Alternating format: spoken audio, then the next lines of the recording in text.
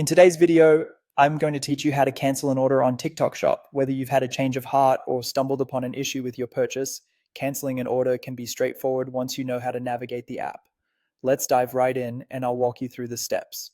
First things first, you'll want to open the TikTok app on your smartphone. If you're not already logged in, enter your credentials and get started. Once you're inside, direct your attention to the bottom of your screen where you'll spot the shop icon. Give it a tap and you'll find yourself in the shop section. Now, at the upper left corner of your screen, you'll notice the Orders tab. This is where you'll want to go next. And tapping on it will reveal a list of all your recent orders. From here, you can get a bird's eye view of everything you've purchased.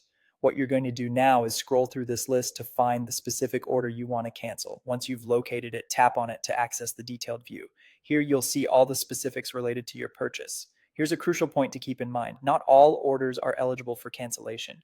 If your order is shown as shipped and it's on its way to your address, canceling it won't be possible. However, if it's still sitting in the to ship section, you're in luck as it remains cancelable. For those orders that are still pending shipment, go ahead and select the order again. You'll be on the lookout for the cancel order option. It might be presented differently depending on updates to the app's interface, but it should be relatively straightforward to find. Once you've clicked on cancel order, the app will likely ask you to confirm your decision, usually to ensure this is not an accidental move.